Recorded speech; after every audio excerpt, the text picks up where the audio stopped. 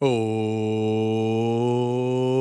is it any better, everybody? If you've just joined, we were having audio issues. It does happen on these live streams. Please let me know if this is okay. It should be fine. Please let me know in terms of volume if we're all good and we can get going. There's already fantastic Justin. Thank you for being ever present, my mate. And thank you, Terry, for letting me know in the comment section. Blooming heck. This honestly, this live streaming stuff, I'm getting used to it once again, as you guys can probably tell over the past couple of weeks. And sometimes it just throws curveballs in there that you don't expect. Audio was still connected from this morning, but for some reason, it decided to be really low quality. Don't know why. But thank you so much for all joining again for another live stream. Guys, as I've mentioned several times, over on the Patreon, we've got a video coming out in around about an hour's time. 4:30 is kickoff with the Generation Leeds podcast. That's going to be live over there. We've also got some bonus stuff over there, which is going to be sorted in the next coming days as well. We put additional bonus transfer content on there as well. Stuff that I wanted to speak about. Spoke about Cresswell in detail the other day. And yeah, yada yada. All proceeds, as I always mention, should be we'll go to the running of the channel. Paul, hi Paul. Hope you're all good, mate. Hi from Spain. Connor, congrats. Yeah, he's finally got it going, mate. But let's get into a couple of Leeds United bits. I wanted to do a bit of evening news. We're going to bring this to you guys as well. Going into January, we're going to have morning, we're going to have evening live streams. Getting used to everything that is Leeds United when it comes to transfer news, ins, outs, news here, news there, news everywhere. I want to do some special bits as well. So let's get into the main crux of it. So Leeds United loanee asked as new snub explained by manager. Oxford United's Des Buckingham has cleared up the air as Leeds United loanee Sonny Perkins was left out of the squad altogether for Oxford United's EFL trophy tie. And it's not funny, but Perkins definitely moved to the Kazam Stadium on a year-long loan to get minutes, and it's not been working for him. The manager, Buckingham, said, we can only bring 7 substitutes with us, and we looked at Sparky, Mark Harris, and if we wanted to make that change, it would be him, yada, yada, yada. We know all of this. We don't need to listen to all this waffle. But the big news is, when we're talking about loanees, players leaving Leeds United, Leeds finding the right home for their products, for their prospects. And when we're looking at Joe Gelhardt, when we're potentially looking at Charlie Cresswell, Sonny Perkins is another one who it's not really worked for him. I don't know why it's not worked for him at Ellen Road. We bought him from West Ham. West Ham were absolutely raging at Leeds United for how we went about it. They didn't agree with it. West Ham fans were raging. Sonny Perkins was going to be someone who came through the ranks, who was going to be absolutely fantastic. Leeds then didn't really play him. We didn't really have him in substitute moments, really. When he did play, looked like he had a nice touch, looked like he had a decent turn as well, lovely, sweet left-footed drive, but we didn't really see enough of him. It was just report, and mostly from the West Ham United side. He's been loaned out to Oxford United, and once again, we've seen Leeds United players go to Oxford United, Lewis Bate being the primary example, but it's not worked whatsoever for Sonny Perkins. He's frustrated, he's unhappy, and once again, this is why it's so important that Leeds United get the recruitment right when it comes to loaning players out. If we're going to bring players in, youngsters, we've then got to loan them out if they are to get first team minutes, because they're not going to make it in the first team straight away. You've got to loan them out to the correct club. And is Oxford United, and has Oxford United been the right club for Sonny Perkins? And do Leeds United need to take more from that? Would you have expected Sonny Perkins to be starting week in, week out at Oxford United? Or do you guys turn around and say, well, Connor, to be honest with you, he might be going down there, but he's essentially got to be playing better. If he's playing better, if he's better in training, if he's showing better potential attitude, I'm not saying he's got a bad attitude, but potential, if he's showing more in training and going to the manager, knocking on the door saying, why am I not starting, yada, yada, yada. That's how you get into the first team. And right now with Sonny Perkins, it's not been the first time that he's been frozen out of the squad. So loads to take from that in terms of learnings from both sides, in my opinion. But once again, it looks like Sonny Perkins' development at Leeds United has stalled. Danny's put an absolutely fantastic comment in there. Do you know what, Danny? I'm well on truth with you there, mate. And this is a conversation that me and my old man were going to have on Generation Leeds. Skabala would be perfect for him. Skabala will be absolutely perfect for him. Obviously, work with the developmental squad. He knows all about Sonny Perkins. Sonny Perkins in the lower divisions, I still believe, similarly to Joe Gelhardt, would thrive. I think a lot of youngsters really take their time in being able to, understand the physicality of the lower leagues, because the Championship's one thing. There's so much experience, but there's also so much creativity and class in the Championship now. The Championship's such a good division right now, as we all know, and it will be better next season as well. Especially if with obviously there's 4 or 5 decent teams that could go into the Premier League this season, but obviously there's only space for 3. 2 will obviously stay down, and then you're probably going to get the likes of Sheffield United coming down with Chris Wilder, Vincent Kompany's Burnley coming down, etc., etc. So the Championship's getting better every single year. There's more money in the Championship every single year. So then you look at that is a sort of a cross thing with the Premier League, and yeah, it's a level down, don't get me wrong, but the Championship's actually getting further and further and further away from the lower leagues. That trickle-down effect isn't properly getting down to the lower leagues, so it's completely different for a lot of our youngsters to get used to. It really is, especially when they've been around a Premier League team in Leeds United for however many, matches and stuff like that. Sonny Perkins obviously signed off the back of that, so I do worry about Sonny Perkins a little bit. And the only reason, you guys might turn around and say, Connor, what are you talking about? But Sonny Perkins, I remember when we first signed him, having a West Ham fan on the channel, and he was gutted. He said, you've got a real player there. And you do wonder how that has stagnated. How's Joe Gelhardt stagnated? Because there are players in there, real top players. Is it down to the player? Is it down to the club? When it comes to right loans and progression and managing injuries and managing minutes, what is it down to? And that it does really fascinate me. Kevin's also said another exciting player is McGurk. Leeds have just got to get this progression right when it comes to the player. And I'm not saying the players are good enough. I'm not saying that.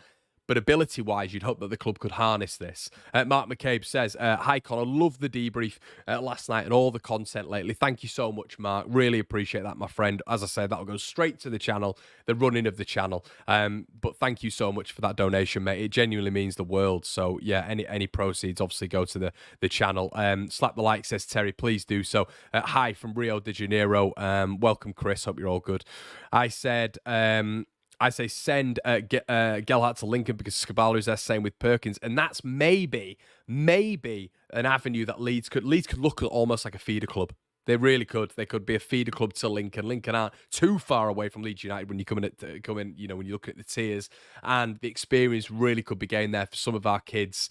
And obviously Skabala being there, knows the players, knows the developmental structure, could be a really good avenue there. So well done. Great comment there. Rugari, hi mate. What's happening? We're just getting into some of the news, mate. Wanted to update you guys evening-wise as well as morning. That's going to be something I'm going to bring into this One Leeds content sphere. It's not just going to be mornings. It's going to be evenings as well. Sometimes mornings are better for loads of you lot, like the Aussies, potentially the Americans. But a lot of you guys do tune in evening-wise. So we're going to be bringing that to you guys as well. So the next bit of news, which is on the title, which you guys might be thinking, Connor, what on earth are you talking about? There's a bit of a confusing one here. Now, Estadio Deportivo, I've done a lot of the rumour mill. The rumour mill's been going now for around about 4 years. Now, Estadio Deportivo have been excellent at some sources. Really good. And I can tell you that from a personal perspective because they're a Spanish outlet and they get things wrong, they get things right. But I've always thought they've been reasonably decent. If I do a bit of research, I'll have a quick look, see what's going on, if anything's relevant to Leeds United. According to Estadio Deportivo, however, Junior Firpo wants to leave Leeds United in January. Now, the reason I'm a little bit torn about this, the reason this is a bit of an issue for me, quotes as of 33 minutes ago from LUFCMOT.com, the dressing room at Leeds is one of the best I've ever been in. Look, the other day, Wednesday, 8 o'clock in the evening, -3 degrees. The majority had to work the next day and Ellen Road was full and we've just been relegated. Now, this is something that's really interesting to me because you don't know where to look here. From the Spanish side, he's going to leave in January. From the Leeds side, you're thinking, okay, he's committed. We know he's injured, but he's committed. He's an option. Is it a good option? According to me, no. According to you guys, might be. So I'm not 100% sure where we're looking here when it comes to Junior Firpo. I don't know where we're looking. I don't know where we're going. But in terms of practicality, the Spanish sources are saying that, it's not, he's leaving in January. Now, a lot of people in the comment section below are talking, obviously about Junior Firpo, whether or not it is a good move for him to be leaving, or whether or not Leeds United should be keeping hold of this guy. There's a lot of things to discuss here. Send Firpo on the bus now. A lot of people talking about sync. Are we all good? If it's out of sync, guys, it might be just refresh your page. That might be a little bit. That might be better for you on my side. It seems to be okay. Let me know. Sync is perfect. That's great. Please let me know. I can have the old iPad on and I can be checking the stream myself. But if you are having stream issues, it might just be in need of a refresh on your side. Please let me know. You're all good. Are we all good? We all good? It's fine now. It might have caught up. But yeah, in terms of Junior Firpo, what happens? Where do we go? This is the fascinating side when it comes to Leeds United right now. But for me, I think he might stay. And then I think to myself, is there actually going to be any options on the table for him? I don't think so. I don't think there will be. I don't think he's shown enough this season. I think there was a lot of talk earlier on about him and Marc Roca going as a duo to Real Betis.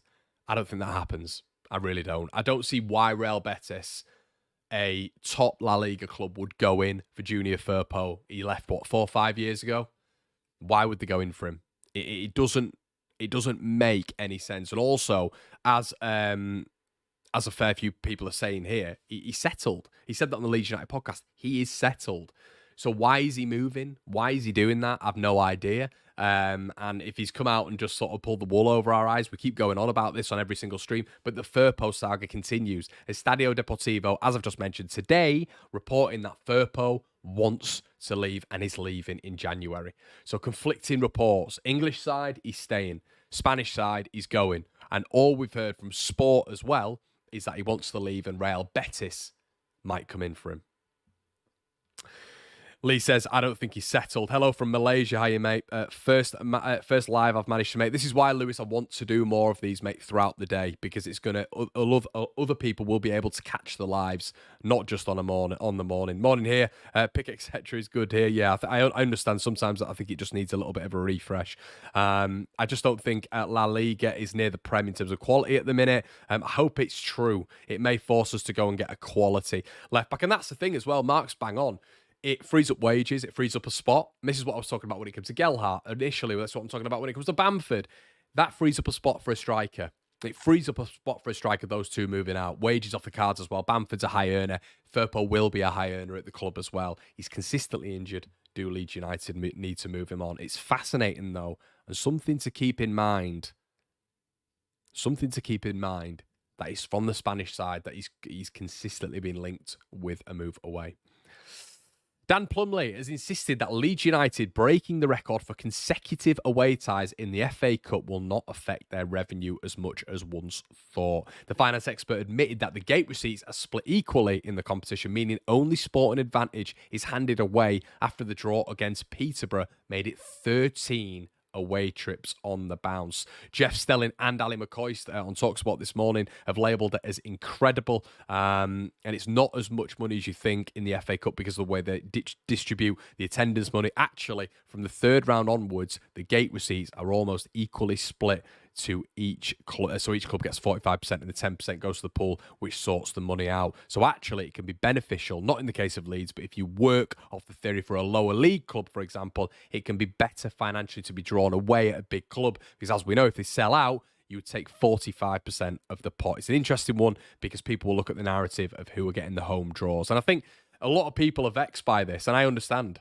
I do understand why it's a problem for a lot of Leeds fans. 13 consecutive away draws is mental. It's absolutely mental. And once again, it's another tie. It's another bit of mileage for Leeds to contend with. Peterborough, not close. Another one that's going to split the calendar. It could have been an easy game at home against Peterborough. But once again, Leeds United have been dealt the hand of being away from home. I mean, Ali McCoist and Jeff Stelling, they caught a little bit of it this morning. They couldn't believe it. They literally couldn't believe it. And it is mad when you sit back and think about it. 13 consecutive aways. It's mental. And yeah, as Michael Pollard says, Peterborough would have preferred to play at Ellen Road as well. And of course they would. It's bigger for them. And as Dan Plumley's just said there, 45% of the revenue would be more advantageous going their way. If they're away from home, it's a big away day. Their allocation could have been sold out. They'll be given a big allocation. It's a trip to Leeds as well, something that they haven't done in a while. I understand that potentially, a home draw against Leeds, they might have the competitive advantage being at home. But revenue-wise, according to Dan Plumley, interestingly, they'd have made more being away from home as they are classified as a lower league side. Peterborough is 1 hour 30 on the train from Leeds. It is, mate, yeah. Would you class it as down south? You probably would. Hey, Connor, how many of you youngsters do you think could hold their own if we get promoted? Loving the content down here in Perth, Australia. Thanks, Rodney, again, mate. I don't think there's many. I think Archie would hold his own in the Premier League. I really do. I think he's got all the attributes to deal with Premier League football, and that's a big statement for me to make. But I made a video on him being essentially Jude Bellingham the other day, and I do believe he has that trajectory. A lot of people calling me mental. I think Archie Gray is going to be something special, and I think a lot of people will be coming back to that video in maybe a couple of years' time saying, bloody hell, Connor, you were right for once. I'm not saying he's going to be Jude Bellingham, but I think he's got that similar trajectory because of his quality. I think youngster-wise, it is difficult for players to break out in the Championship, and then you almost turn around and say, well, do you know what? They're then going to make it in the Premier League as well. To break through in the Championship's one thing, but then to break through whilst you're going up to the Premier League as well is absolutely massive. Lewis, lovely compliment there, mate. Thank you so much. Toss a coin and try get 13 heads in a row. You'll be there for a while. Yeah, exactly, mate. Exactly. So, yeah. Peterborough, yeah. What is Peterborough like? I don't think he's great, everybody. I'll be honest with you. Also, should get him for Sevilla. Obviously, talking about Junior Firpo, he rated him and got him to Leeds. So yeah, I think it's a good conversation about the youngsters, but I think we've got to consider that these players, they've got to be given time, and we've got to have quality in the ranks right now. And I think Archie Gray's standing out. I really do. But yeah, Junior Firpo is going to be an interesting one when we're keeping hold of this, looking on the Spanish outlets as well. Ben Cooler says, thoughts on the next 3 home games, 2 very tough away games on the bounce, followed by Coventry at home. Yeah, it's not going to be easy. It's not going to be easy at all, Ben. Obviously, Sunderland's going to be tough with the new manager bounce. It looks like they're going to get Schumacher in from Plymouth. I know John Eustace was rumoured as well. Blackburn, I think Blackburn's going to be really tough, but we're also going to get into the main topic, the main bulk of why this might be a good bit of news today for Leeds United. William Ward, hi Will. Loving the content, mate. It's refreshing to hear people it's refreshing to hear a level-headed person discuss the issues. Peterborough is a you-know-what. The fans are horrible. I've lived there. Rip. Yeah, no, I appreciate that, mate. Connor opts on McKenna off to Sunderland. I don't know if that's right, mate. If McKenna does go to Sunderland, it's almost it's a double-edged sword, isn't it? The thing with Sunderland and what a lot of people don't sort of take notice is they're a very ambitious side. I think they've got there's French owners in charge, I believe it is, and they're bankrolled. They've got a lot of money. They take a data approach, a money ball approach, but they have got a lot of money behind them. So Sunderland are an ambitious club. They really are. So Tony Mowbray, great. He steadied the ship a little bit, but they want to have that next level. They've got the foundation now. They've got the players, and I do think they've got a lot of young, talented players, as I've just mentioned, Jack Clark, Joe Bellingham, Tri Hume. They've got a lot of decent players up there, Sunderland. So they get the right manager to harness it. They're a decent pressing side as well. Listen, there'll be a big problem. There will be a big problem. They were my outside tip at the start of the season. So, yeah, Sunderland, if McKenna goes there, it's not going to be ideal. What we need McKenna to go to the Premier League. We don't want McKenna still in this division. That's where we catch Ipswich. It's when McKenna goes. They've got a difficult period coming up. I don't know how many points they're going to drop Leeds, because Leeds have to be nigh on perfect. We have to be perfect. Do you know what I mean? So, is it going to level itself out? You'd hope so. Leeds being nigh on perfect and Ipswich dropping off a bit. The thing people need to consider is Leeds still need to be up here. There can be no Stokes. There can be no Birmingham, Sheffield Wednesdays, Cardiffs, West Broms, anything like that. Rotherham's, there can't be. Leeds have got to be perfect. So yeah, a lot of tough games coming up there, mate. But if we want to get promoted, we want to be in that top 2. You know what we need to be doing at this moment in time, and that is, as I've just mentioned several times, being nigh on perfect. Now, what you're all here for? Leeds have received a massive boost. Now, there's two sides to this. Blackburn manager Jon Dahl Tomasson is set to miss the game against Leeds United on the Saturday of the 9th of December after a development as emerged. This is the reason I wanted to do this video as well. A post on the FA spokesperson Twitter page on Wednesday the 6th, today obviously, revealed that the Rovers boss has been handed a 1-match touchline ban and a £2,000 fine for misconduct during his side's 3-1 loss, bearing in mind, lost to Sheffield Wednesday on December 2nd. Massive news. I think people underestimate a lot the manager's missing. Manager's missing and manager's not been on the touchline. I think it's massive in terms of a real presence on the sideline, someone who conducts play. You know, almost like you're conducting an orchestra. That is what a manager's doing on the sideline. If he's ever present, like Jon Thomason is, he's a very vocal, very noticeable manager on the touchline. He's always barking orders. He's moving. He's a very gestured individual as well when his team is playing. So I do think it does make a bit of an impact psychologically on sides. I think it is big. It is big. And the second prong to that is Sammy Szmodics, obviously the top scorer at this moment in the Championship, was mentioning the other day against Sheffield Wednesday, and I'm paraphrasing here, but it was a big sort of publication online that I think the YEP got hold of. He said they're tired. Blackburn are tired at the minute. Now, obviously, Dolan's out. They've got a few other big players out for this one as well. And Leeds United have a very, very clean bill of health going into this game. If we are to go off, the last couple of weeks, you're looking at Firpo and Dallas, really, aren't you? A clean bill of health. So this game will be tough. Blackburn have a lot going forward. We mentioned Wharton last night. Obviously, we mentioned Szmodics as well. They've got a few decent players in there. The problem with Blackburn now is consistency. The problem with Blackburn now is injuries. And now with Jon Thomason out, Leeds United have just been given a whack, whack, whack. Wham, bam, thank you, Sam, in terms of a little bit of a boost going into this game. And it is a boost. I think it is a boost. I think going into a game, if Daniel Farke's not on the touchline, I'm not wholeheartedly worried about the game. But I am thinking, yeah, that's just a modicum we've lost there. That's a percentage. That might be 2% lost in terms of what we're able to influence. I think having a manager on the sidelines is big. When I played football, having a manager there was big on the sidelines to instruct. You keep it up that standard as well. And you're always almost looking over thinking, oh, God, am I going to get substituted here? And obviously, when you're up in the stands, you can still be substituted. I'm not naive there. But I do think in terms of just a psychological impact, there's a reason managers get banned. There's a reason. Not only is it a monetary expense to them, obviously the big £2,000 fine there, but they put them in the stands for one reason, and because it's a big impact on the side. So, yeah, Scott Wharton is a good player for Blackburn. He is, Sam. He's a very decent player. 400 of you in the building now, everybody. Please make sure you're liking the video. We're going to be doing morning content. We're going to be doing evening content. We're going to be doing Patreon content. We've got additional podcasts with Gabe and other content creators on the Patreon. Head on over there if you want some bonus stuff. We won't catch Ipswich defences of shambles. Will we see you in Blackburn on Saturday? Potential, Lucas. Potential. I'm hoping I can get a ticket. I've asked a few questions to a few people, so maybe, mate. What I will be doing is I'll be heading down to Ewood Park for a preview. So I'll be getting my Ewood Park fixing somewhere along the line. So, yeah, interesting to hear when it comes to Leeds United and the development of Blackburn's sort of side there, because I do think that's going to be a big impact. There's been a lot as well of rumours about Jesse Marsch. Now he's definitely on the betting links to take the Sunderland job, and that would be funny in itself. And that's a little bit of news as well. Jesse Marsch to take the Sunderland job. But by God, imagine. I think there was a rumour on the Sunderland networks, and Leeds just piled on. And this Sunderland fan, a decent Sunderland fan I saw on Twitter, said, I didn't realise how much Leeds fans hated him. Don't hate him. He was just very irritating. Very irritating, and didn't get the best out of this side at all. And I do think he'd struggle in the Championship with that style of football once again.